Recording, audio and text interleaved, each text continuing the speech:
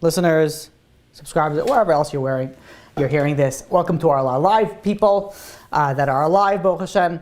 So tonight we're continuing on what we spoke about last week, but it's a little bit of a different angle. So last week we spoke about things that causes somebody to lose money, meaning there are, just like there are certain segulot to making money, which we'll B'ezrat Hashem speak about today, but there's, on the other hand, there's also a segula to lose money. And this is what we spoke about last week, different things of, related to tzniut, related to anger, related to machloket, to shalom, to all these different aspects we spoke about, last week, which I think is a very, very important topic and also to consider, because not only do you want to learn how to be able to have a lot of money, but you also want to be able to learn also not how to lose that money. So that's the goal for tonight, to learn about different things of segulot for gaining extra wealth. Tonight, we are learning Le'ufua Shlema to Chaya Malka Bat Batsheva and to Zohar Etna Bas Hena Miriam and Leilu Nishmat Chava Malka Bas Fred and David Moshe ben Zion and Ephraim ben Ruth. Also, we're learning Leilu Nishmat Avraham ben Tzila and Yecheskel ben Avraham. Okay, so the way we're trying to, I guess I'll explain it as a topics that I would like to cover in this type of class. And again, I don't know if I'll get to all of them today. We might have to do this in a 3-part series. But I want to get through, when dealing with segulot for Parnasah, I want to get through 8 different topics. Number 1 is prayer, Emunah, learning Torah, Shabbat, food, brachot, benching, and tzedakah. So those are the 8 things that I want to speak about. I don't know if we'll get through to all of them. I don't think we'll get through the tzedakah portion. That we might have to leave for the following week. But those are the things. Those are the topics that I do want to get through today. So of course, when dealing with segulot, and by the way, this goes for like all segulot, like anything of that you want, whether it's children, whether it's marriage, whatever it is you want. Your first segula always is prayer. That's the davening. The first segula always starts off like that. And people get confused, or people maybe misunderstand, that they think that they do the efforts, they do the hishtadlus, and then they do, so let's say for example it's working. So they go to the job, they make they go to whatever it is their business, and they put in the effort, and then they go and they pray, and that prayer sort of supports the efforts that they did already. So you have the physicality, you have the efforts that you did, and then the prayer goes and supports what you did, what you focused on in the physical sense.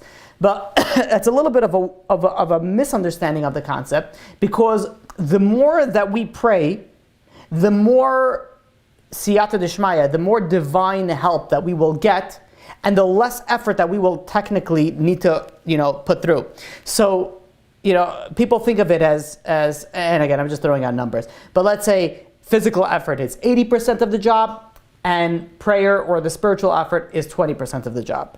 And really, it's more likely that it's switched around those numbers rather than 80% for work. Rather, it is 80% in the spiritual sense. Now, of course, that doesn't mean that all you need to do is do 20% of whatever effort that you've been putting now, because you're going to set up all the 80% of the effort in spirituality. Maybe you can, but for the majority of people, probably not. So rather, the idea of this is just the focus on the understanding of the importance, or maybe better yet, the better terminology would be the way that you weigh it. The way that you weigh your importance of your prayers, of your spiritual endeavors, of your spiritual pursuits, it coincides very, very much so, very, very strongly connected to your physical accomplishments and to what you want to accomplish. So the Gemara in Ida, page 70b, goes and says, the Chachamim of Alexandria went and asked, what should a person do to become wealthy? So Rabbi Yeshua said to them, he should increase in time in merchandise and business and conduct his business faithfully. So the sages go back to respond to Rabbi Yeshua, but they said, but many people do this. They do their business honestly and faithfully, and they involve themselves with business, but they're still not wealthy. So what is it that they're missing? So says Rabbi Yeshua replied, rather they should pray for mercy. They have to pray for mercy. People don't forget that. It's a very, very essential aspect. People go and they start a business, and they go and they hire the best people, and they go and they get the best equipment, and they everything top of the line. But one big factor that they're missing is that they're forgetting about God. They're forgetting about Hashem in their business, and that is a crucial partner in your business that you want to have. As it says in Haggai, chapter 2, verse 8, it says, Li ha'kesef v'li ha'zav ne'um Hashem tzvakot. It says, the silver and the gold that's mine. Everything belongs to God. You want to be successful? There's one place that you're getting it from, and that is HaKadosh Baruch Hu. When dealing with prayer, most know, especially you go to a good Sephardi, shul, and you see a guy, and he's what happens when they get to Ashrei, when they say Potech et yadecha, you have to see over there. Everybody becomes a chazan. Potech et yadecha. Everybody is on the top, and rightfully so. Don't get me wrong; it's beautiful. But there's something special about this pasuk that we say in Ashrei. This is a pasuk in Tehillim, chapter 145, verse 16. Potech et yadecha u'mazbiah lechol chai ratzon. This is a pasuk that people know that it has to do with parnasah, has to do with money. But not a lot of people know that what are the kavanot, the concentration, at least Kabbalistically speaking, what you're supposed to have when you say this. So when you take the words potech et yadecha, really, I should take my board. I don't have my board. I forgot to get my board. I really should have brought my board again. But anyways, picture it with me. Potech et yadecha. So potech et yadecha, the acronym, the first letters of potech et yadecha is pei for potech, aleph for et, yud for yadecha. You take the letters pei, aleph, yud. This has a numerical value of 91. Also, there's a difference, shame of HaKadosh Baruch Hu, which we're not going to get into that Kabbalistically, but there is an aspect in that. That has a numerical value of 91, which is equal to the numerical value of Yud Kei Vav Kei, which is 26, and the word Adoshem, which is 65. 26 plus 65 is 91, the same numerical value as the acronym of these letters, Pei, Aleph, and Yud. Pei is 80, Aleph is 1, that's 81, and Yud is 10, that's 91. Now you take the last letters. So when you're reading this, you're thinking about that word, Pei, Aleph, Yud. Then you're also thinking about the last letters of those three words is Potech is Chet, Et is Taf, and then Yadecha is Chaf. So you're thinking of Chet, Taf, and Chaf. This in Atbash, which I don't know how many people are familiar, but it's one of the different things when you're dealing with gematrias.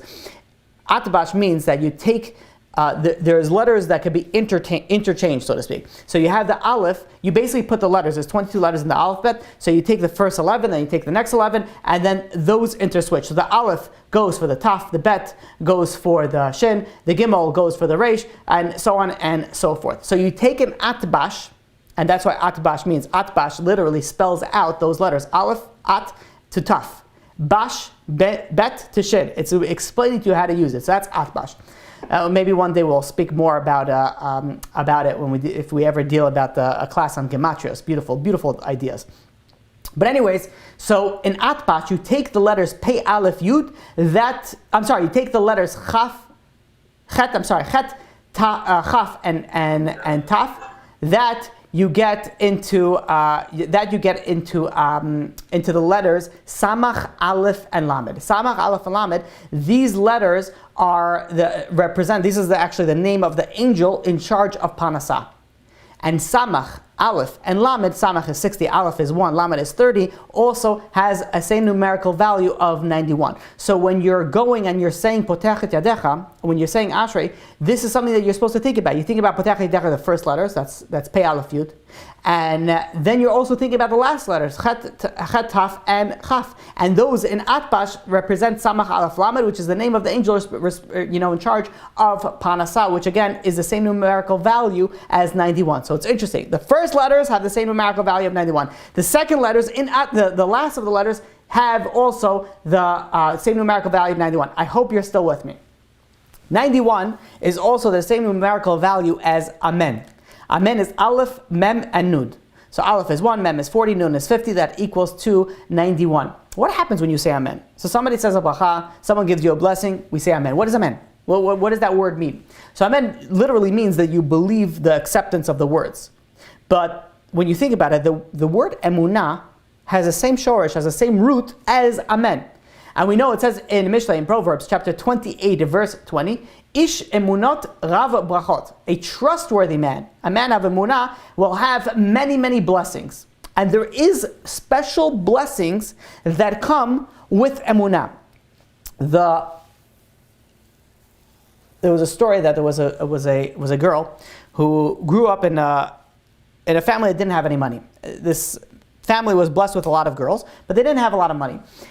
And when the oldest girl finished high school, she knew that, listen, the family didn't have any money, so she didn't even ask for her to go to seminary in Israel. Seminary in Israel is where girls, after high school, they go to Israel to study for a year, and there they focus a lot on hashkafa. They really instill tremendous amount of spiritual benefit. But at the same point in time, they are hosting, girls in a foreign country, and of course, it ends up being a pretty penny, and people could pay a lot of money for this year in Israel. So it costs a lot of money, and not everybody is able to go. So this one girl who lived in this, family that wasn't so financially, wealthy, realized, when she came of age to go to seminary to Israel, she didn't even bring it up because she knew her family wouldn't be able to afford it, and she decided, why should I cause hardship? It's very difficult when parents don't have money or don't have enough money to give to their children. It's very painful for a child to ask for something and a parent to say, listen, I can't. A parent doesn't want to say I can't. A parent wants to give everything they can to the child. So a smart child knows that, listen, I'm not going to ask my parents because I know they won't be able to do it, so why should I put them in a difficult situation? So the oldest child picked it up on this and decided that she is not going to ask the parents to go to Israel. She rather went to a local seminary in New York, and everything went well. The second daughter, 2 years go by, she graduates high school, and it's time for her, or she's about to graduate high school, it's time for her to apply for seminary. So she brings up, she says, not like a sister who kept it to herself. She brought up, she says, I would like to go to Eretz Yisrael. I would like to go to Israel to go and learn. So the father goes and says, while I would love to send you to Israel, financially speaking, we won't be able to do it. And she's like, the daughter responds, says, but I was thinking about it. It's going to be really good for me. I will gain a lot from it. I will be able to grow a lot from it. And she gave a list. And the father was like, I agree with you. I'm not saying that you're not going to grow. I'm not saying that's not going to be beneficial. I'm just saying that it's just not possible. So that was the end of that conversation. A few weeks go by, and the daughter was speaking to the father, and she sort of kind of on the side, kind of mentioned when I go to Israel next year and I'm going to be in, seminary, she kind of mentioned it in passing. And the father's like, wait, what? What did you say? She's like, when I'm in Israel and I want to go, he's like, I thought we discussed about this. And she's like, no. She's like, listen. She goes to her father and she says, I'm going to go to Israel. And the father says, oh, really? You're going to go to Israel? Is that so? And she's like, yeah. So look, I have emunah and bitachon that Israel is where I need to be. And I know that God will go and send me to Israel. However it is, I will get there. Don't worry, I'm not worried about it, Father. You don't have to be worried about it. And the father goes to her and says, listen, he says, if somehow miraculously you're going to be able to make it happen, that will be unbelievable. But soon as the applications for going for seminary, and I know that you will want to go and you will want to go to Israel, but you have to at least apply to a local seminary. And if for somehow something will happen in Israel, then whatever, we'll deal with it then. So the father convinced her you have to apply both. In America and in Israel. So she said, fine. The application season came. She applied to both of them. She had an interview in both of them. She comes in and she goes after both interviews. She tells her parents, she says, the interview in America, she says, I aced that interview. Is everything they asked me, I got. I was literally their textbook kid. Their textbook applicant, that was me. But then she said, when I went to the Israeli interview, he says, I flopped that on so many levels. I didn't even know. Meanwhile, the father is thinking, he says, you see? Yishtabach Shemo is showing you where the way to go is. But he didn't say that, kept that to himself. A few weeks go by. She gets a phone call from the American seminary. And the American seminary goes, the one that she aced. And she says, they tell her, it says, listen, it didn't work, it didn't sound like you'll be a good fit to the seminary. And she's thinking, what? She says, I aced, I'm Everything you wanted, that's what I am. But what is she going to start saying that? She's an 18-year-old girl. She's not going to start talking back. She was a good girl. So she said, okay, thank you very much for calling me. Nothing, 2 days, 3 days go by. She gets a phone call from the seminary in Israel. And the one that she thought she flopped, she said every answer wrong. And they call her up and they say, when you came and you interviewed us, and she's like, yeah, I know. And they go and they say, we were so impressed with you. And she's like, yeah. She's like, what? She's like, I'm sorry, you said what? And they're like, yeah, we were so impressed with you. You're like literally everything that we wanted. Like everything that we wanted is exactly in you. And like we're so happy. We really want you to come to to Israel. And I know we spoke about there's some sort of financial issue. So I tell you what, we're going to give you a certain cut in the tuition. You got a certain I forgot the word that they use. They give certain discounts on their tuition. So and she goes over and she says, what's a discount? And it turned out the discount was like a significant discount. So she goes, scholarship, thank you very much, that's what it was. She got a scholarship for the seminary, and it came out that it was only slightly more than what she would have paid in America, like a crazy, crazy scholarship. She goes to the father and she says, look, and the father says, listen, he says, at this point, this is obviously from God. And he says, but there's one thing, like your older sister didn't get to go. I don't want her to feel bad. When the older sister heard about it, she says, listen, he says, I'm not going to feel bad. You definitely should go. I know I didn't get to go, but this is definitely, you see the hand of God, working on it here. There's like no way that any seminary would ever give this type of, like discount. And like, it's crazy how it worked out. He says, this is Min HaShamayim. He says, you should go with my full blessing. And she ended up going to Israel. And we see over here the power that you have when you have emunah bitachon. It really gives you so much. It's crazy on how much just believing in something can give you, believing in the right thing can give you that power. There was, a bacher. It was a single guy who went and asked his friend.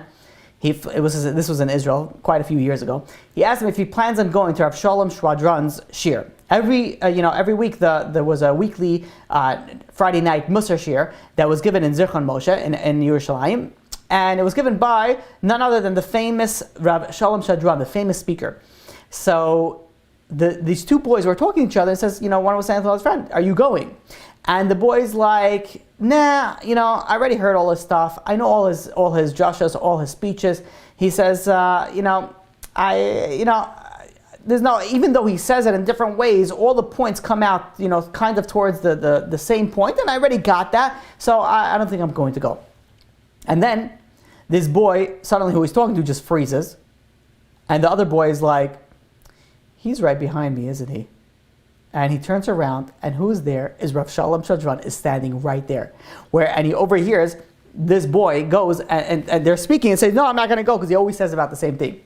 Now, it's funny, because the story doesn't say what happened after that. I am so curious of what happened. If the rabbi was said anything, it's very the type to be like, the rabbi didn't say anything, the boy felt very bad, who knows what happened, and they each went a separate way. But regardless, the story goes on, and Rav Shalom Shwadron was going and giving the speech on Friday night, and he looks, who walks in? None other than these two boys. The boy that said that that he knows everything that Rav Shalom Shwadron said. I guess maybe he saw him and he felt bad, he decided he's going to come. He comes in. Rav Shalom Shwadron goes and sees him, and he starts off with a mashal, with a parable. And he starts off and he goes and he says that, someone was driving, I'll make it more applicable, someone was driving an Ocean Parkway. This is not what Rav Shwadron was saying, but imagine someone was driving an Ocean Parkway, and he takes his car and he parks it diagonally in the middle of the street. I'm paraphrasing a little bit of what Rav Shalom Shwadron was saying, but the idea is the same. He blocks off like 2 lanes in the street, and then he pops out his trunk and he takes out a lawn chair, and he sits in front of his car with the lawn chair, opens up a newspaper, leans back. Whoever doesn't know what a newspaper was, it used to be in the olden days. There used to be papers they used to go and people used to read it before they used to do this thing. So he would open up, read the newspaper, and start going through it. Meanwhile, there's traffic that's piling behind. He is enjoying, got a little iced lemonade sitting in his cup holder over there, and he is sipping on that lemonade, reading his newspaper. The car starts honking and honking, and he's sitting there without a care in the world. After about 10 minutes, the cars are not stopping to honk. So finally, he gets up, he turns around to all these cars, And he says, why are you keep on repeating the same honks over and over and over again? I get it. I heard you the first time. So there's no need to honk again and again. So the people, again, this can't be in Brooklyn because this would not be the response that you would get in Brooklyn. Brooklyn, well, let's not get into that. They go out and they say, we will continue honking until you get the message. If you're standing and blocking the road, that means you didn't get the message that we don't want you here. We have places to be. We're very important people. Everybody's very important. We're very busy. We always have to go somewhere. We're always rushing. You need to leave. And until you leave, we're going to keep on honking until you get our message.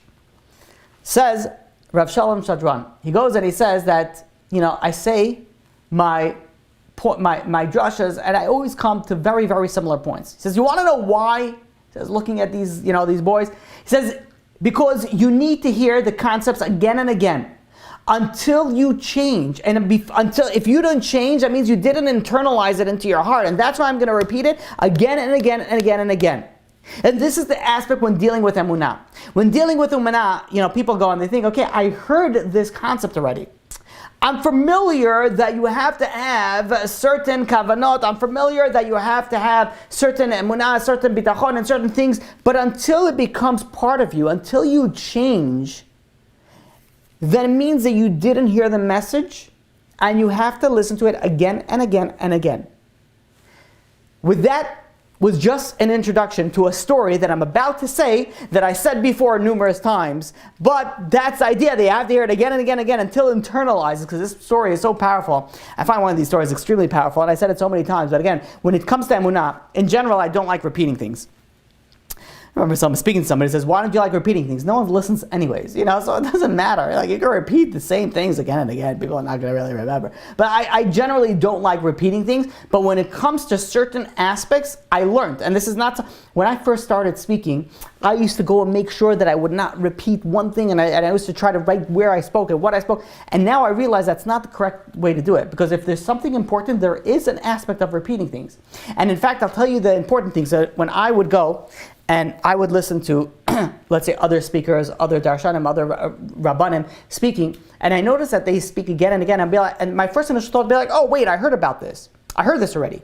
But then I thought about it, and be like, you know why I remembered it? You know why I thought it? Because these other rabbanim, they're saying these things numerous times, so it sort of instills it in you. You hear it so many times, that's when you're getting it. Of course, chazar is important. And of course, repetition is very important, but we don't realize that sometimes repeating the same class twice, 3 times, 4 times, or the same idea, that's the only thing that's going to get through.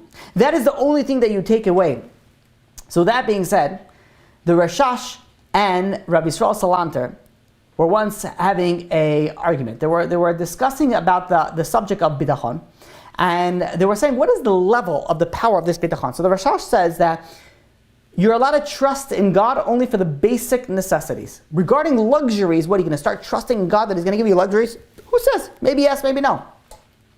Says Rabbi Yisrael Salanter. Says no. Rabbi Yisrael Salanter says that even a person can have bitachon, emunah bitachon, in something that is not his basic needs, even his luxuries, and that God will also grant. So they were going back and forth. He says, you know what, let's make an experiment. So Rabbi Yisrael Salanter goes and says, look, he says, I don't have a watch. I do sometimes need a watch. However, I can live without a watch. I don't need it. It's a sort of a luxury. But if I'm now going to believe with firm emunah, firm bitachon, that God would supply me with a watch, and he's going and he's focusing on his emunah and bitachon, and that God will give him a watch, not a moment goes by.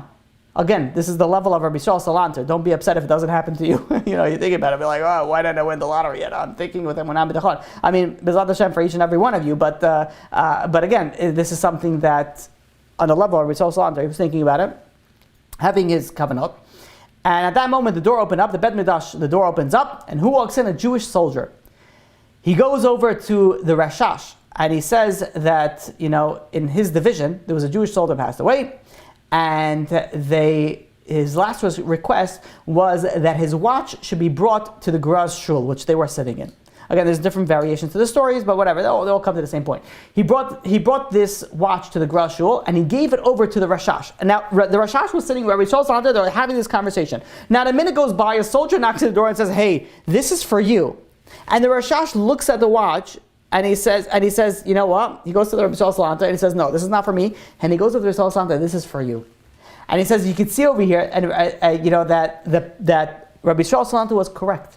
That you're able to have emunah and bitachon to the level of even the luxuries you're able to have. Now again, that doesn't mean that you should put yourself into debt for your luxuries and having emunah and bitachon that God will cover all your debt. Again, to each person their own, but for the majority of the people, this is not something that you should go. You should obviously spend wisely and structure your finances correctly, but there is an aspect that if you have a high level of emunah and bitachon, that will even grant you things that is not your basic necessities. So with that being said, let's try to think of the different, let's try to discuss the different aspects of emunah b'tachon that are related to prayer. So the first thing that we said is potach et yadecha, the things that you have to concentrate during Ashrei. What are you supposed to concentrate again for the power of the segula of parnasah? Now there's another famous one besides potach et yadecha, and that is Parashat Haman. So Parashat Haman is a section in the Torah that speaks about that when Jewish people were in the desert, they were given food from heaven, and this was known as the man. The food fell from heaven, and to each person on their own level. Some people fell right in front. If they were righteous, it fell right in front. If they were less righteous, they had to go further away and they had to collect it. But at the end of the day, people got food from heaven. Now there is a segula, and if you didn't know it, so it's good that you hear it now. There is a segula that if you say Parashat Haman every single day, again, it's in most sidurim. After Aleinu, there's a few things. There's the Shloshes Karim, there's the 6 constant mitzvahs, there's a few things. There's tshuva, there's different things that come, and after that usually speaks about, it says Parashat Haman. Again, there's different things. If you're supposed to do, it's better to do it with, with the Targum, with the translation. But for the general, easy, simple understanding, saying Parashat Haman every single day is segula for parnasah. So now, there was a question I asked, be like, wait a minute, but there's a lot of people that say Parashat Haman every single day and they're still poor. They don't have any money. How do you deal? And it's a good question on all these segulot. You have somebody that does all the segulot and they still, the parnasah is not coming down, so what do you do? So in order to understand this, we have to understand what is the idea, the concept behind saying Parashat Haman. Parashat Haman is, the concept is strengthening your emunah, your trust in God.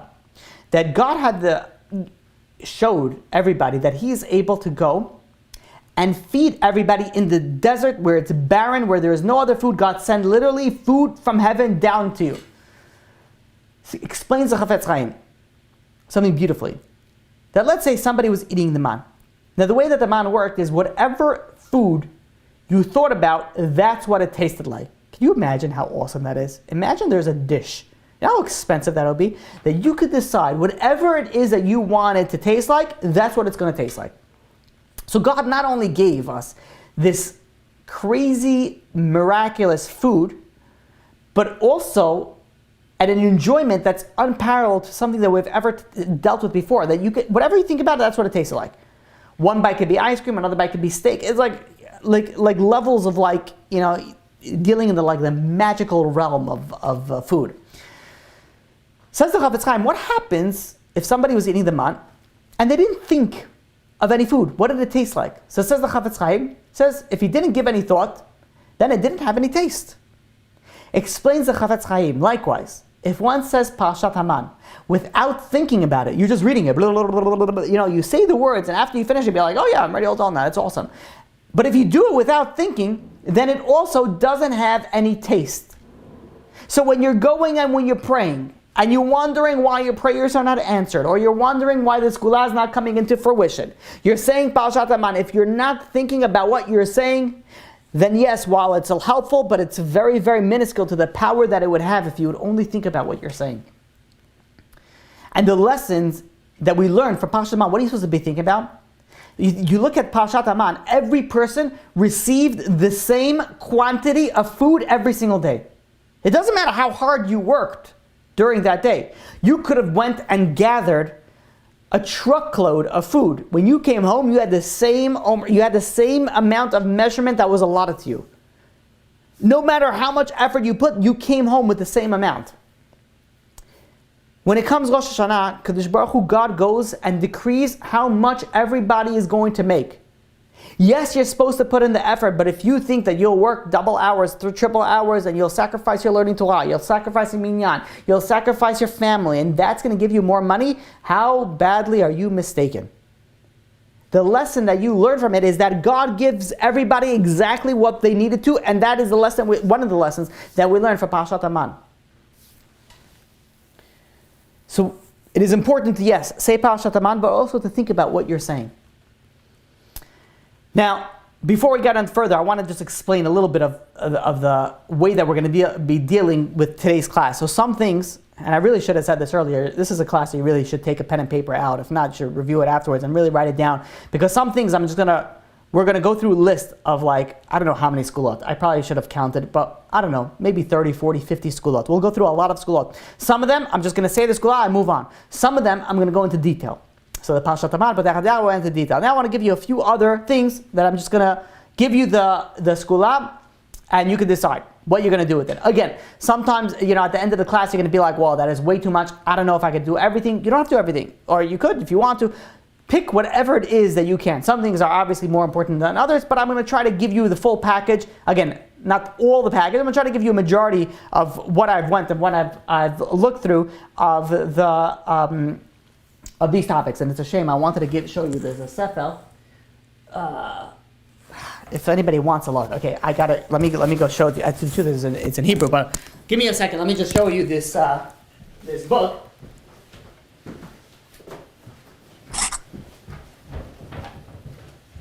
Okay, that was like an intermission over there. All right, so a lot of the stuff was taken from this sefer called Otzar Parnasa. So if somebody wants to go and look into more detail, I didn't put in everything over there. I just took in a big majority of things. But there is a whole sefer that is kind of where a lot of the information came from on the Segulot for Parnasa. So again, let's go through them. Let's go through quite a few of the Segulot. The Imrei Pinchas goes and says when a person goes and davens for Parnasa, there's a certain kavanah that you should have. And the kavanah is that there's a concept that more that the calf wants to nurse, the cow wants to nurse the calf. Meaning that the baby wants to drink the milk, but more than the baby wants to drink the milk, the mother wants to give it. Besides the pain issues and the emotional issues, there's other aspects to it. So when we go and we're praying, we have to think about that God wants to give us everything, only the good. And it pains the heaven, it pains God that God wants to give his children everything. But there are certain things that are preventing, whether it's your spiritual level, whatever it is, to all the calculations of whatever it is HaKadosh Baruch Hu has. But when we're davening, that is a focus that we need to go and think about it, that it's also a pain in Shemayim, it's also a pain in heaven because the people down here are suffering. The next thing is that there's a tefillah of Parnasa in Shema Kolenu. In Shmona Esrei, there's a tefillah. If you look in most Sidurim, there is a tefillah on Parnasa over there. I quickly open it up over here. Sidur. Look how it was. I didn't have to run. I happened to have a Sidur right over here. So in Shema Kolenu, in most Sidurim, there's two types of prayers. There's a prayer for tshuva, and then there's a prayer for Parnasa. And I guess, I don't know if I could show you over here if you could see. So it's usually on the bottom, again, this is not the most, but it's usually on the bottom of Shema Kolenu. You see over here, there's two types of prayers. There's the tefillah for tshuva, and there's a tefillah for Parnasa. So that is also a Segulot for Parnasa, that when you're getting up to Shema Kolenu, before Ki Ata Shomea Tefillah, when you go and you say all your bakashot, all your requests, there is a special tefillah over there for Parnasa, and you're supposed to say that also. That's also a Segulot for Parnasa. Also, a Segulot for Parnasa is to say Igeret HaRamban every single day. There is a letter of the Ramban. It's a Segulot to say that every single day. This is in Sidurim, but not all Sidurim. Very, very few. I don't know why more Sidurim didn't put this in, but again, you can find this. There's an article has a whole explanation of it. Igeret HaRamban. The next thing is saying Kohelet. Saying the Kitoret inside a cloth. My phone is not here. I really should have prepared better for this and showed you everything over there. But there's a Ketoret that you could go to this farm store, or you go to a sofer, and you see a lot of people in shul. For the men that are listening to this, you see a lot of people in shul. They go and they read it from the Ketoret. This is, by saying it specifically in a cloth, is a Segulot for Parnasa. Also, Segulot for Parnasa is saying every single day the 13 principles of faith, the Yud Gimel Ikarim. These are also a Segulot for Parnasa. Next thing is saying 3 chapters of Tehillim after davening. And it doesn't matter which 3, any 3, just 3 chapters of Tehillim. Also, it is saying the chapter 145 chapter 145 3 times. There's also a special skula with chapter Tehillim, chapter 29. There's another skula for saying Tehillim chapter 23 before meals. Before meals, this chapter has 57 words, the numerical value of Zan. There's a special skula for that as well. There's also 2 psukim. One pasuk is to say one time it's for tefillah for panasah. It's Genesis chapter 49 verse 20. It's Asher shmeina lachma v'hu yiten ma'adnei melech. This is a skula for panasah. Also Bereshit Genesis chapter 43 verse 11. That is also a skula for panasah. But this verse to say it 7 times. Each week after Shabbat. This is a skula that I once said it and years ago, and somebody came over to me afterwards. And it's funny because he wasn't so religious, and he says, I want to just tell you, I went through a few schools, not as much as I'm going to go today, and he said, I tried this, and I got to tell you, it worked. And I'm like, why are you surprised? Of course it's going to work. It's a skula, the Torah says that this is going to work. But each week after Shabbat is over, you say the name Eliyahu 70 times, exactly 70 times, but when you say the name Eliyahu, you're concentrating each time on a name of HaKadosh Baruch Hu, a name of God. Which name? The name Aleph Gimel Lamed Aleph. So again, that you're saying Eliyahu 70 times, thinking of the name of Hashem, Aleph Gimel Lamed Aleph, a skula for panasah. Next thing is this: when you pray, that you actually say each word when you pray. You think about it. Okay, you think about skula. Skula is actually when you pray. That's a skula. When you pray, you're actually saying each word. Also, another skula is for panasah is not to do any work before you pray. There's a lot of people that they go and they're rushing and they start doing work before and then they run to pray. Skula for panasah is not to do any work before you daven. For the men, it's a skula not to take off the tefillin until after Aleinu. And also, finally, regarding the prayer, there's a skula for davening together with a tzibur, davening with a minyan. That is also a skula for panasah. So that concludes the section of prayer. Now let's go to the section of learning Torah. Oh my gosh, I can't believe how late it is. Well, we just got started. Okay. The section for learning Torah. The Avnei Nezer goes and says something fascinating. He says that the tzaras, the suffering that come to the Jewish nation, comes to Israel, is because when they learn Gemara, they're learning Gemara, but they're learning it as if they want to sleep. And they're falling asleep. Oh yeah, where are we up to? And that's the way that they're learning. But if you learn Torah with energy, no one will be missing panasah. So there's a skula that when you learn, of course there's a skula to learn, but when you're learning, to learn with that fire, with that energy, that you're not falling asleep when you're learning it. You're going and you're listening, you're excited, you're awake, you're alert, you're focused. The Imre Pinchas goes and says that you learn each day Mishnah. Mishnah is the same gematria, the same numerical value as panasah. There's also a skula that you set a set time to learn every single day. Every single day even if it's for 5 minutes, it doesn't matter, but every single day you set a set time to learn something. And there's different things. There's actually Segulot when you're learning different Sfarim. There's Segulot to learn Zohar every single day, again to whoever is on the level. There's also, if you learn the Sefer of Rabbeinu Bachya, is also a Segulot for Panasah, as well as the Sefer Noam Elimelech. There's also a Segulot for learning the 613 mitzvot. That is also a Segulot for Panasah. And the Chavetz Chaim goes and says, like people when they go and they sit and they learn, they shouldn't think, okay, that's taking away from my panasah. If I'm sitting and I'm learning, God is not going to go and say, okay, wait, listen, this person is listening to me, is sitting and is learning my Torah. I'm going to take away from his panasah. So when you don't lose out regarding your learning the Torah. Another thing regarding learning Torah is also honoring the Torah. The Gemara in Shabbat, page 119a, goes and says that what the schut the people in Babel had to be wealthy. So one of the things that they said, we're going to go speak about something else also, but one of the things they said is that they honor the Torah.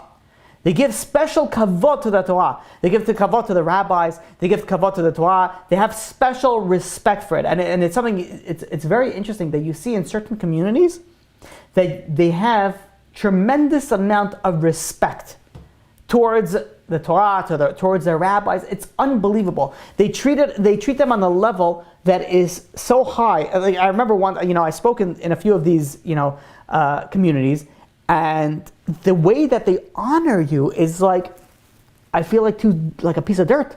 I'm like, I don't deserve of the amount of honor that you're giving me. Like, it's crazy. They're giving you honor like to such a high level. That it's unbelievable. The Torah, the rabbi, oh my God, to such a high level. And you see something very interesting. That community is blessed with tremendous amount of success, those communities. On the other hand, still remember this to this day, I didn't get this often. But one time, I was giving a speech. It was in a, I don't want to give too much details into it. But I was giving a speech, and as in the middle I was speaking, I was literally clapped off. Like literally, they were like, "Okay, you're done." But it ended up being like one guy that was whatever it was. It was a situation itself. But all I can tell you was great kapara. Oh, that was unbelievable. The kapara that I had in that thing. But it was interesting. And this community was, whatever. Some are wealthy, some are not. But it's very interesting how you have people that honor the rabbis to such a high degree. And then you have people that honor the rabbis to such a low degree. And again, I'm not using myself as an example, just anything. The way that they speak to the rabbis, doesn't have to be the rabbis of their synagogue, whatever it was. You listen to them and be like, where's your respect? Like, even if it's not, to the aspect of, honoring, just like a respect to a person. There's just people have a lack of respect. I've had people that, and I can only tell you because this is my personal experience, I had people that call me up and they asked me to do something, which I don't want to get into because it was a ridiculous request. It was like, they asked me to help them do an avera. That literally was what they tried to do. And I was like, I'm not helping you to do that. And the response was, why not? This is your job. And I'm like, from who? Who is this my job for? Like, why is this my job? It's like, wait a minute, people go, and I went, and I maybe, I don't know, maybe the guy didn't understand. I went and I explained to him, but people don't understand that, they think like, okay, so you're a rabbi, so now you're servicing my community, so you're my slave, so you could do my dirty work, so you could do whatever I want. And again, maybe some people would say that. I tend to not swing that way, and if there's something that I see, if they would have asked me something that was kosher and was needed, very likely that I would have done it without even if they would have said it in the most disrespect, I would have done it most likely. But they asked me to do an avera. They asked me to help them do an avera, and I'm like, what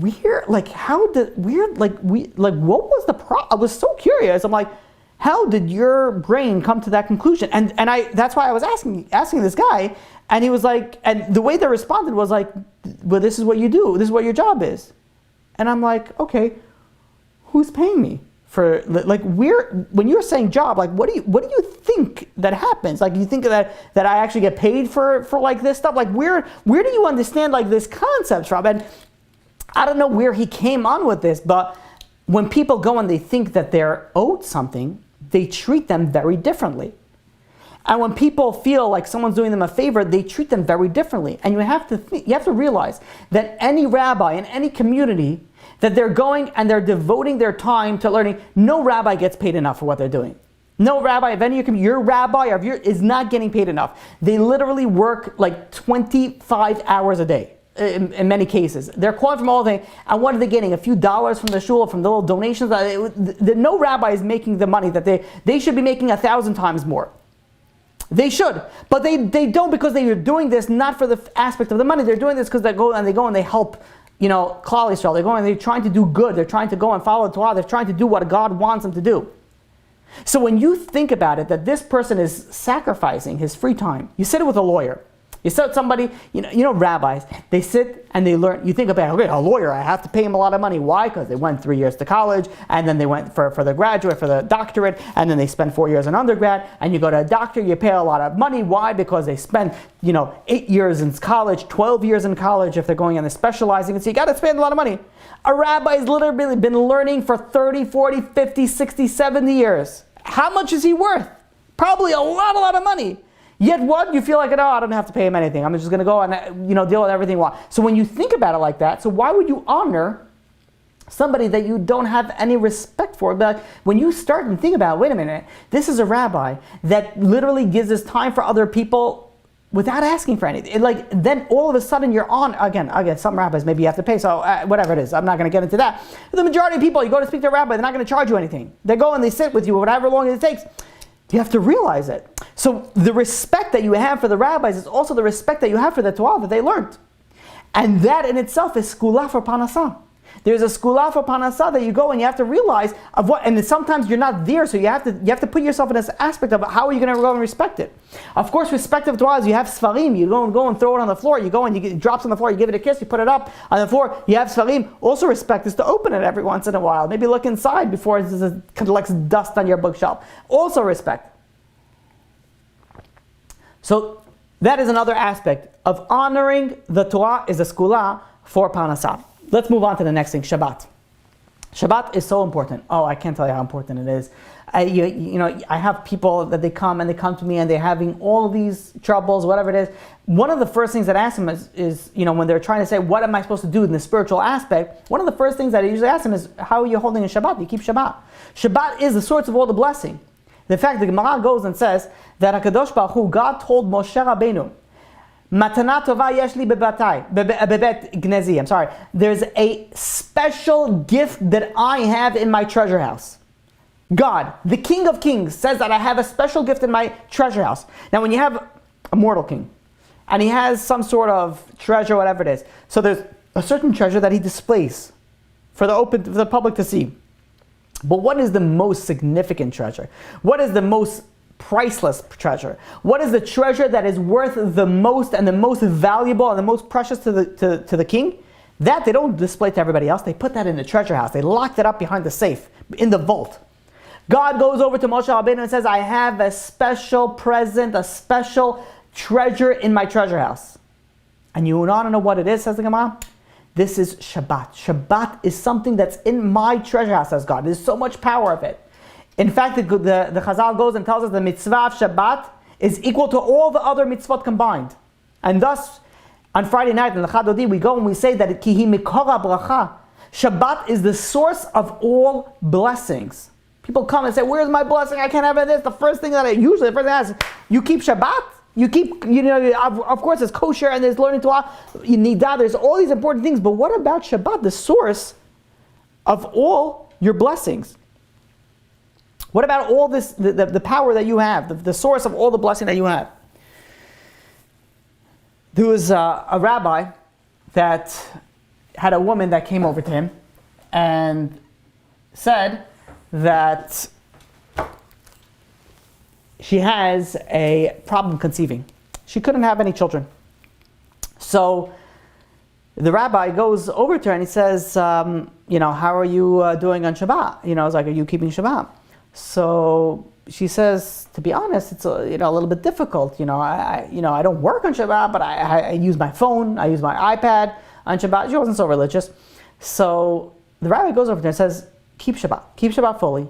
This is going to give you tremendous amount of merit, a tremendous amount of zchut that will hopefully give you the bracha of panasah. She's like, listen, he says, my business, even though I don't work, but my business is online, I'm always on it. And the rabbi said, listen, it is what it is. This is my information I'm giving you. You do with it what you want. She said, you know what? I'm going through a very hard time. She's married for a few years, still didn't conceive. She says, you know what? Fine.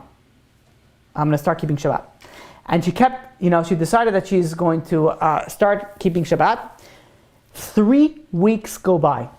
3 weeks go by. She calls the rabbi up. She says, I'm expecting. Married for years without any kids. Started keeping Shabbat. Within 3 weeks, she was expecting a child. That same rabbi, a few years go by, and a man brings his wife to speak to this rabbi, and he said, that quite some time ago, a few years ago, his wife was diagnosed with a certain, machla, with a certain sickness, and she was healed. And now, they recently they did another test, and they said that it doesn't look good. So he goes over to the rabbi and says, can I bring my wife to you? She's broken, she doesn't know how to deal with it. So the rabbi says, of course. And he brings the husband and wife come, and they're sitting with the rabbi. And they're sitting with the rabbi, they're explaining the situation. And as they're explaining the situation, the story of years ago, what happened with this woman expecting, popped into his head. So he goes over, and he tells over this story. And he says, there's a special power in Shabbat. He says, how are you guys keeping Shabbat? And at that point, they weren't, really keeping Shabbat. And they said, keep Shabbat. And this woman was like, I'll do whatever it takes, like whatever it is. Like she was still in the in between stage. They checked, they saw something. They said it doesn't look good, but they didn't know anything what it was. So she started keeping Shabbat. The following week, 1 week goes by, they call up the rabbi. They said they went to another doctor. Another doctor was able to go and do a biopsy. The original doctor couldn't do a biopsy. The second doctor was able to do a biopsy, and they found out that it was benign. There was no issue with it whatsoever. So there's a special blessing of Shabbat.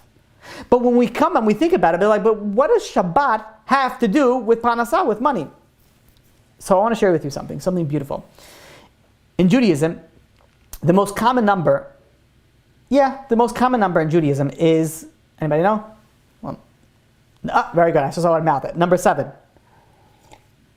The most common number in Judaism is number 7. It's very interesting. You have 7 branches in the menorah. They sprinkle the blood 7 times in the Beit HaMikdash. There's 7 days of Shiva. There's Sheva Brachot, there's 7 days of blessing for Chatan and Kala, which also have 7 blessings as well in the 7 days. There's 7 days of Nidah. There's 7 aliyot when you read in the Shabbat in the Torah. There's 7 mitzvot on Sukkot. There's 7 Noachad laws. There's 7 days per week. There's 7 words of Yemen Yehi Shmei Rabbah that's recited 7 times a day. There's 7 primary rabbinic laws. There's 7 names of the Yetzirah. There's 7 levels of Gehenna. We could go on and on. There is a lot of 7 is all I'm trying to say. A lot of 7. Maybe one day when we speak about numbers, we'll speak about it. There's literally, I believe, if I'm not mistaken, I think Rabbi Eitan Feiner, years ago I once saw that he wrote 300 different things of the number 7 in Judaism. 300. If I'm not mistaken, I may be mistaken, but I believe it was 300. So years ago I saw this. So anyways, 7 is very, very important in Judaism. But you think about it, what's so important about the number 7? So when you look at the number 6, the number, whoever's not familiar with numbers, it's the number prior to 7. So you look at the number 6. The number 6 is a very, very physical number. It's any directional, everything has like 6 directions. So if you think about it this way, so you're standing, right? So you have the front, the right, the left, the back, the up, the down. So you have 4 around, up and down, that's 2, that's 6. And you are the focal point inside of there.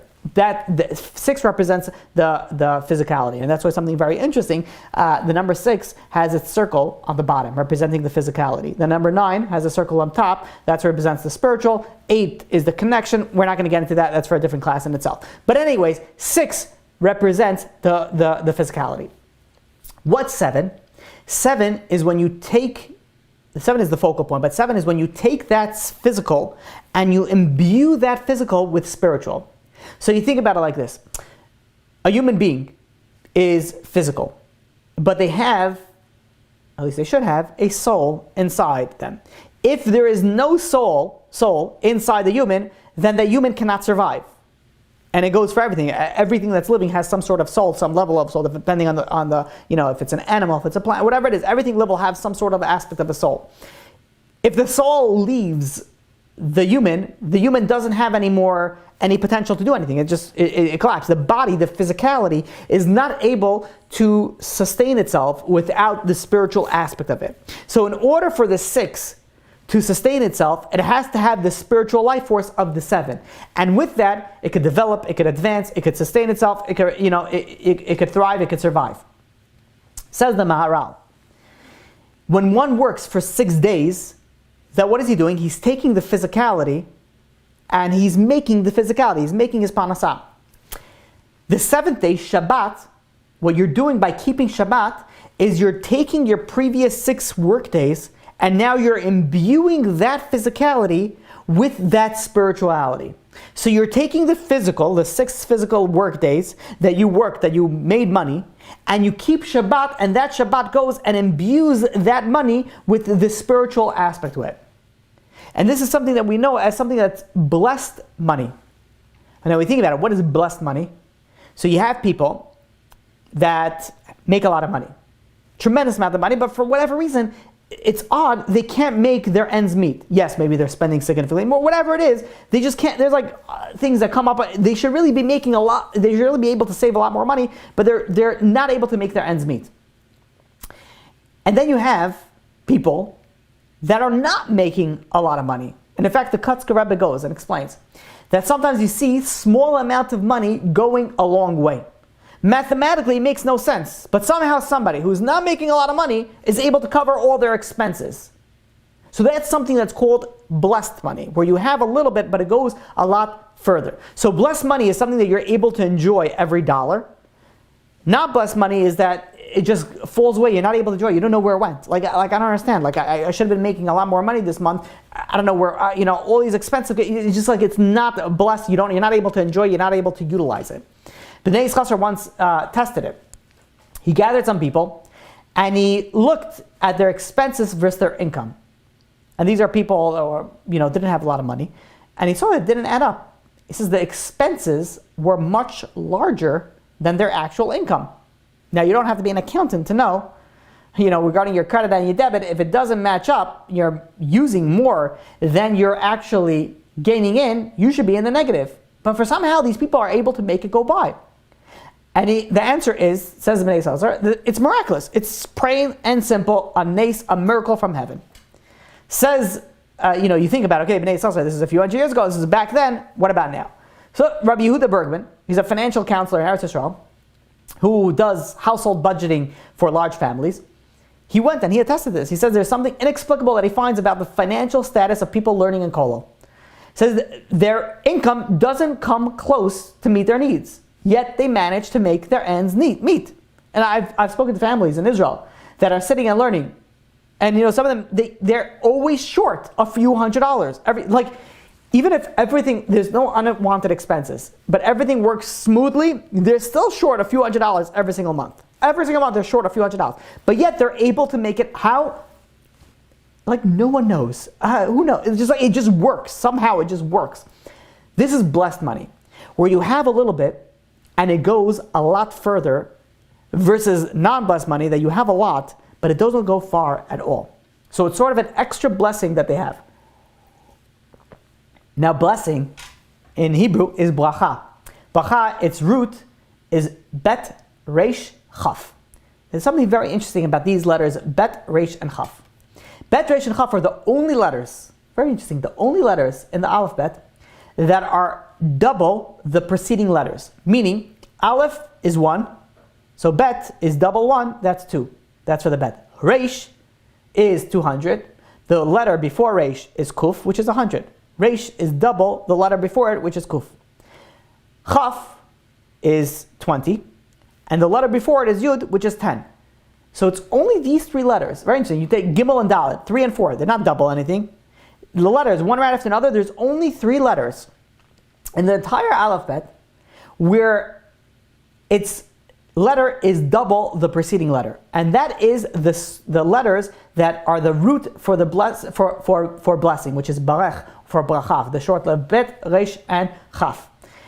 If you have blessing in your money, if you have blessing in your life, that goes double of what, double is just an example, but that goes double the far as what you would have if it's not blessed money, or if it's not blessing whatever it is that you have. And there's something very interesting. Listen to this, fascinating. Bechol, firstborn, is someone that when they inherit, al pi Torah, they get double. What is the shoresh of Bechar? Again, the same letters, bet, chaf, resh. The same letters, that double letters, they have the power to go, they earn double. So when one goes, and going back to Shabbat, the blessing of money, ki Shabbat hi mekor habracha. Shabbat is the source of your blessing. What's the blessing? That the money could go a lot further. So that other skula, regarding to Shabbat, is that by keeping Shabbat, you have a special skula for parnasah. Now this is also, the Gemara goes and says that wealthy people in the other lands, how did they merit the wealth? They answered, because they honored the Shabbat. The Tiferes Kodesh goes and says furthermore that it's a skula for parnasah to wear nice clothing on Shabbat. And in fact, I tell this to my wife, generally my kids whenever we're shopping, if you're buying nice clothes, you should say L'chavot Shabbos Kodesh. You should wear it for Shabbos. Your clothes should be for Shabbos. This way you're honoring the Shabbat. The Maharash goes and says that keeping Shabbat according to halacha is also a skula for parnasah. Now this is Shabbat, halachot for Shabbat is very complex, so it's, I keep Shabbat. You should really go and learn the halachot for Shabbat. There's a lot that goes into it that you might think maybe you could tighten up on a few things. Saying also Bameh Badlikim on Friday night is also skula for parnasah. Eating fish on Shabbat is a skula for parnasah. Also, eating on Friday night, eating apples. This is very interesting. Not too long ago, I went to my friend's house for Shabbat, and I saw that he had apples on his table on Friday night. And I said, "What's up with the apples?" And he says it's a segulot for Parnassah. I'm like, oh, it's so interesting. I never heard about this. And then I was preparing for this class, and I was learning the Sefer Otzar Parnassah, and I found over there that eating apples on Friday night is a segulot for Parnassah. And I sent him a picture of it. He says, oh, does it say the reason behind it? It doesn't say the reason behind it, but it just says that eating Friday night apples is a segulot for Parnassah. Next thing is saying V'yitin lecha al motzei Shabbat is also it's also segulot for Parnassah. Also, eating malav and malka. People, tend to forget. Also, people, unfortunately, when Shabbat ends early, people sometimes forget or don't realize the importance of eating sudat shlishit. It's very, very important to eat 3 meals on Shabbat. And when the Shabbat ends late, people forget malav and malka. When you're supposed to eat after Shabbat, you're supposed to eat malav and malka. If you're able to wash, that's better, but at least eat mezonot, eat something. Eating malav and malka is a segulot for Parnassah. You should also say when you eat something on Motzei Shabbat, you should say lechavod malav and malka. Okay, that is, wow, look how late it is. Oh my gosh, we didn't even get close to what I want to do. Okay, we're definitely going to have to go. I didn't even realize, I was about to keep on going, and I realized that we're here already for quite some time. So that is, we're going to have to split this up into 2 classes. Just way too late. But those are at least the beginning aspect of things that you have to go and the segulot for Parnassah. Be'ezrat Hashem, next week we'll go and we'll discuss furthermore regarding the food, the benching, and the tzedakah as well. Now we'll open up. I see we had a few questions over here, so we'll open up for questions. You can either unmute yourself or you can put it in the chat box. I can't believe an hour went by. The time goes by. Yes, questions. Sarah, you can go ahead if you have a question. Okay.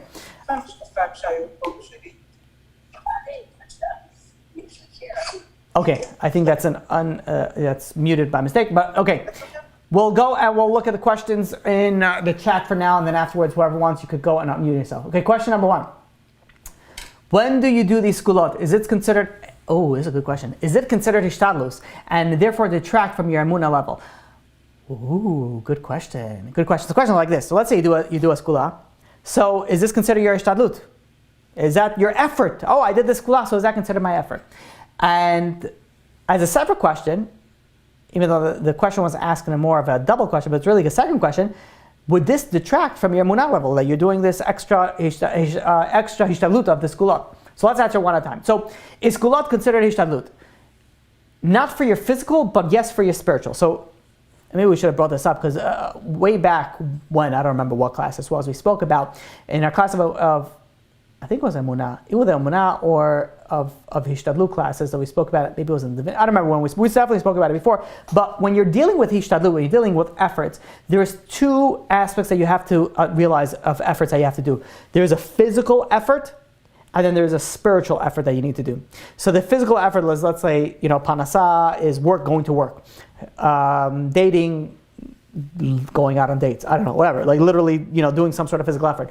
The spiritual effort is the prayers, is the anything else that is associated with in the spiritual aspect. So the segulot will actually go towards your spiritual hishtadlut, if you could say it like that. Does it detract from your emunah level? Not necessarily. Actually, just the opposite. It should gain your emunah level because you're going and you're saying, okay, listen, I know that everything is from you, God. I know that you want to give me the best of everything. But I know sometimes I don't deserve whatever it is, so I'm doing these segulot. What's a segulot? The segulot gives me extra merits for what I want to get. So if anything, it should grow your emunah level. Okay, next question. Next, you have a question? Accidental mute. Okay, I understand how extra prayers and concentration are beneficial practically and spiritually. But how do we explain segulot, let's saying the name Eliyahu 70 times? Why does it work? Is it because of Kabbalistic reasons? So yes, a lot of the things that part of the things I said today, and a lot of things Be'ezrat Hashem I'll say next week, is more on a Kabbalistic level, of why it works, and how, the reason behind it. A lot of the things I didn't go into details, I just told you what the segulot is. So some of the things, for example, the apples, I couldn't find a source for the details of it. But there is, I'm sure there's a reason behind it. It's not like just someone was an apple merchant one time and goes to his friend and be like, hey, by the way, you want to know what the segulot for Parnassah? Buy apples from me and you will have panasah. I mean, that's a segulot for panasah for the apple merchant, but not for the other guy. So again, I don't think this is, when it comes into the rabbis go and they say something like this, there is a reason behind it. Not everything I was able to go and find the reasoning. So some of them have the reasonings behind it. Other ones, I don't know, or I'm sure there's other sources for it, but there is Kabbalistic reasons behind it for the way that it works. In general, the reason that segulot work is that they give us, there's like a special spiritual power in certain areas, and that pushes it for the segulot for whatever it is. Okay, next question. That's a good question. This question should be asked to every single man. Why is money such a strong desire for so many people? I think it's one of the taivas. I think it's one of the strongest taivas that exists out there. Why? Because it gives you the opportunity, I would say, to do a lot. And you could, do a lot for your family. You could do a lot for God. You could do a lot for your vacation. Whatever it is, it gives you the power to do a lot. So people have a strong desire that they want to accomplish a lot. They want to do a lot. And in many people's mind, money is the answer to that. So, I think that's but it's definitely one of the strongest desires that I have to say for men. I don't know about women, that they do have. Okay, especially for people that grew up lacking it, it's even stronger. Okay, next one. Isn't the Torah hashkafa that it's the man's responsibility to bring in parnasa to support the family? So why nowadays do some women choose to take on that task and support the husband in learning? This sometimes causes the woman to be less available for her family, and it can take a toll on her emotionally as well. So this is a great question. This is regarding questions for the people that they go and instead of the husband working and the wife, and the wife working, or just the husband working, the husband sits and learns, and the wife supports the family learning in kolo. So this is something that I tell people also when they're dating. You have to make sure what type of life that you want. Some people want a life of Torah, and they will do whatever it takes to have a life of Torah. So for the woman, they're usually the ones that are looking for these types of men. They say, listen, says, I want a life so spiritually high. Like I realize the purpose in this world is only to serve God. And I know the purpose of this world is to grow up and grow in the spiritual realm. So I'm going to do whatever it is I can that I could do that, make that happen. I want my husband to sit and learn. And that sacrifices, number one, the amount of money that comes in. Number two, the amount of availability that the wife is going to be for the children because he's going to be working.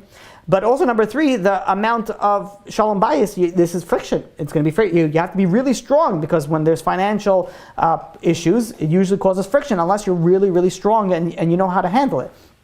So these righteous women, they're on the level of this is what they want and this is what they decide. But again, if a woman does not want that, then this is a conversation that they have to have with the husband. The husband cannot go and sit and learn on the expense that our wife is miserable and sitting and slaving away, and she doesn't want to do whatever she wants to do. Again, that doesn't mean that she's not able to work. Some men work, and the woman also works exactly the same, slaving the same exact way. Just the different aspect is that they're both slaving away. So none of them get to spend time with the children. So again, we know that panasah comes from God, and you have, and I've seen this so many times where you have husbands that are sitting and learning Torah, and the women were crazy successful in whatever it is that they were doing in their business or whatever it was. Again, that doesn't go across the board. To each one their own, and God has their own calculations. But this is a test, and this is something that when you're dating and when you're looking at what you want to, in a husband and a family, this is something you have to consider. Okay, so next, keep going. So if I keep going, I didn't realize how long this would take me. I'm here for at least another hour or 45 minutes minimum. Okay, next, I heard having in mind on the meaning of Kiddush Friday night has a lot of brachot. So that's interesting. There is kavanot on the Friday night. I'm just curious of which one, if you could text which one, what type of kavanot are you referring to? Because yes, in general, first of all, generally, when you do special kavanot that gives you so much more power of whatever you're doing in the spiritual sense. And that's why Api Kabbalah, a lot of Kabbalists are people that go and they follow Kabbalah, even a lot of Siddurim now they have it, is before you do certain mitzvot, there's L'Shem Yichud, which gives you an emotion, you're having in mind what you're doing. It gives you sort of like an understanding what you're about to do, and that imbues what you're about to do with such a higher level of spirituality. Okay, next. If one works on their Emunah and Bitachon, it's so funny, I have so many questions today. I thought there would be more questions last week. Last week there was no question, this week I have okay, Baruch Hashem, good. Next, okay, question. If one works in the Emunah and Bitachon, knowing everything is from Hashem, is that enough that they don't have to pray for whatever they need? I like this question. This question is that if, let's say, you have a high level of it, actually, the more that I'm thinking about it, the more amazing this question is. This question is unbelievable. The more that you think, the more emunah that you have, the more power that you have. So the question is, let's say you have a high level of emunah b'tachon, then maybe in that sense you don't have to pray for it because you have a high level of emunah b'tachon. And while my initial thought would be, yeah, that sounds great. But when you think about it, it's actually, when you're praying for something, that should increase your emunah, not decrease your emunah. So what is emunah? Emunah is realizing that everything is from God, and God has the ability to give you everything, and God only wants the best from you. When you're going and you're praying for God to give this or whatever it is that you want, in essence, it should be strengthening your emunah. You shouldn't be thinking about, okay, wait a minute, if I believe in it so much, then why pray? Because everything is from God. Which the thought is a very good thought. But in essence, the correct form of prayer is realizing that everything's from God and God gives you everything, and that in itself should increase your emunah and doesn't detract from it, and you should be praying for it as well. What is the proof and point that we have for this? That anybody that is sick, any gadol is sick, what happens? Everybody goes and stops and they say Tehillim. Oh, but why? It's a gadol adol, I have emunah b'tachon that everything's going to be okay. Because no, we see that there's a prayer is a very, very important aspect. And in fact, the number one way to get anything in this world is through prayer. So yes, you have to have the emunah b'tachon, but also you have to pray as well. Here's a good question. Can one do a skulah for someone else? So prayer is a skulah and you could do it for somebody else. But can you say Parashat Aman for somebody else? That's a good question. You could pray for somebody else, so why can't you do something in the spirit? When we learn Leilu Nishmat somebody else, technically you could. But I don't see why not. It's an interesting question. I don't know. I'll be honest with you. I don't know. Maybe, but I don't see why not. It's an interesting thought. I would have to look. I don't have a source for it, but it's a good question. Okay, next question. Next question. Do you say Eliyahu or Eliyahu Hanavi or Eliyahu ben? Okay, no. You just say for the 70 times. You just say Eliyahu. Just Eliyahu. Next question. Is davening considered hishtadlut? And if it is, does that mean that's all the effort that you need? So again, like we mentioned before, it's the part of the spiritual hishtadlut. Okay, next question. When my husband finishes Shalom Aleichem and continues with I continue with davening Agaris Ram and Tefillah Shalu Hakadosh Avos Habanim Tefillah Emunah and Tefillah Toida. Oh, are you saying that you say these tefillahs? Okay, I'm not following that question. I'm assuming that you're saying you say certain tefillahs when your husband is davening there. By all means, any tefillahs more than welcome. There's no reason why it should be bad, especially if it seems like you're saying also zmiros over there. Again, I'm a little bit confused by that question, so if you want, you can rephrase that. Next question: what is the reason behind saying Tehillim? And is there a reason that both perform? That you specify both in the number 20? I don't understand that question. We did say Tehillim, but I believe it was Tehillim, whatever it was, the Tehillim Chaf Gimel. But I don't know. I don't understand that question. So please, if you could rephrase that.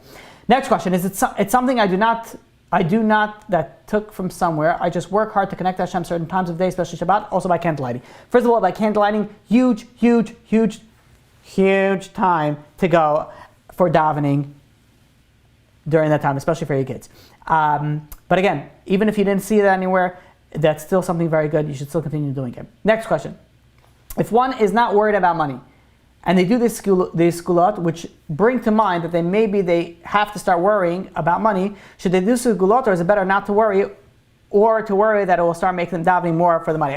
This is a good question. It's like a double bag question. So if somebody's not worried about money, they're going to start doing the segulot, so they're going to start worrying about money. So I don't believe that's the correct aspect to look at it. Rather, that you should do the segulot. There's nothing wrong with the segulot, so you can definitely do the segulot even if you're not worried about money, and think of it as extra prayers or whatever it is.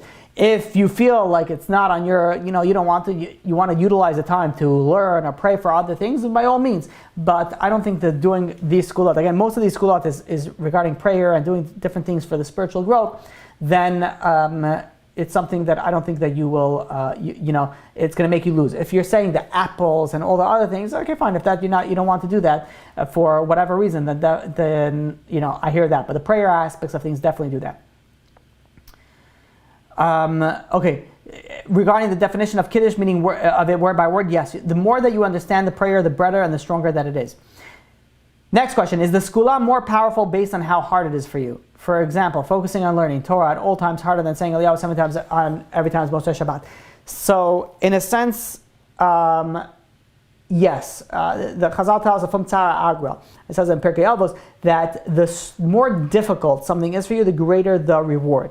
So, in a sense, yes, it is greater, but what is going to be more beneficial for you, it's hard to say because I'm not God, and I don't know what your soul is lacking, and I don't know what sometimes doing something little could do the switch that you need for your neshama to get the blessing, and sometimes, you need a lot more. So it's hard to say that, in general, doing the harder one is going to give you more than the lower one, but what you're saying is true. The more difficult something is, the greater the reward, and then obviously the greater the power. Okay, next question. Okay, this is sort of off topic. What is the difference between Emunah and Bitachon? So very, very quickly and briefly, Emunah is where you take the concept and you have the ideas. Bitachon is where you actualize it, where it becomes part of you. So it's like a stronger level of it. But in essence, they both mean kind of the same thing. I have a class of whole that describing the difference. In one of the first classes I gave on the Sefer Emunah B'Dachon, you can check on Torah anytime, where I go into details of it. But in essence, it's like a stronger, more physical aspect of it. Okay, next. If someone, we're going through Baruch Hashem, a lot of questions, so we're going to try to go through the questions a lot quicker. If someone's truly happy with what they have and they don't feel the need for money and will not feel the need to pray for it, is it better than wanting more money and praying for it, thereby attaining Emunah, connection with Hashem, and fulfilling the mitzvah of praying? So this is something very good. Let's say someone's happy, they don't need any more money, and they feel like maybe if by praying for it, that's going to cause a lack in something like this. I would say to focus a little bit different then. I would say to focus on gratitude, because gratitude is also a big Segulot for things. So if you don't feel like you need something, then you should be thanking God nonstop for what you have. I mean, you should be thanking God nonstop for what you have always, but even more so in this situation. So if you feel you need something, definitely go and pray, and when you're talking to God, show the gratitude that you have. Is candlelighting time also an opportune time for unmarried women? Yes, candlelighting is a very, very powerful time, and it should be utilized appropriately and should be davening for whatever it is that you want. Regarding a previous question that was re-explained, I was just saying that I believe Shabbos has so many brachos and the day is so short, so I try to squeeze every moment to daven. So while my husband sings mirrors, I daven not only for Parnassah but also say every single night. Yes, that is good. That is true. There is an aspect not to daven for physical things on Shabbat, but we're not going to get into that now. Okay.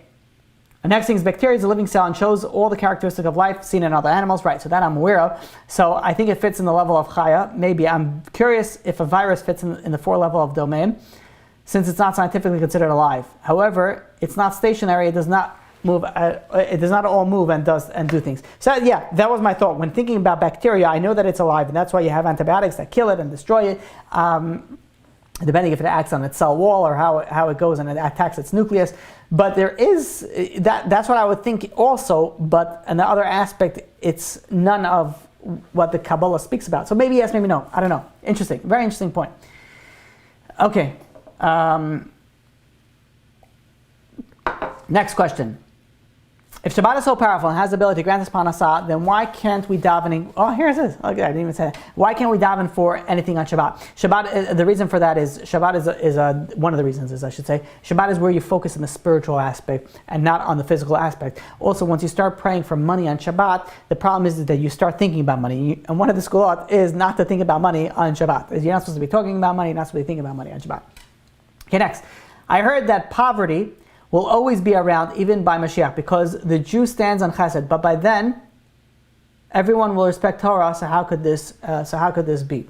So while there be different levels, I think poverty is a difficult thing to understand. What will be during the times of Mashiach? People will be lacking because according to the Rambam, first of all, let's just be clear. When dealing with Mashiach, the Rambam, I believe, goes and says that we don't know until we'll actually be there. We don't know what it's going to be. So yes, we have different ideas and different things that will be, but we don't know until Mashiach will actually come. How and why and when it will be, we don't know how it will come. But regarding for the aspect of chesed, there will always be an aspect of chesed, but when Mashiach comes, there's going to be less of free will, especially after the Satan goes and gets destroyed. There's going to be less free will.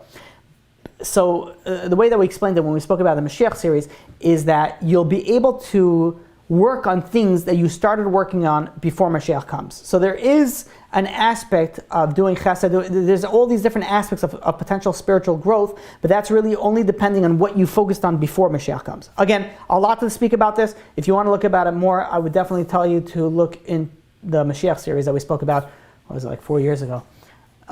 Great series, a lot of good information. Look at that. Whew. You know, it's funny, I didn't think that I was going to catch up. Every time I was getting more and more questions, it was telling me 22 comments, 30 comments. I was like, oh, let me go faster, try to catch up. Baruch Hashem. I hope we answered all the questions. If not, you can feel free to unmute. And if not, until next week, Be'ezrat Hashem, we'll continue with this topic and we'll go on with the continuation and try hopefully to finish up on the Segulot for Parnasah. Thank you all for joining. May HaKadosh Baruch Hu give each and every single one of us tremendous amount of Parnasah, berevach, beshefa, benachas, just with all the blessings that you can have.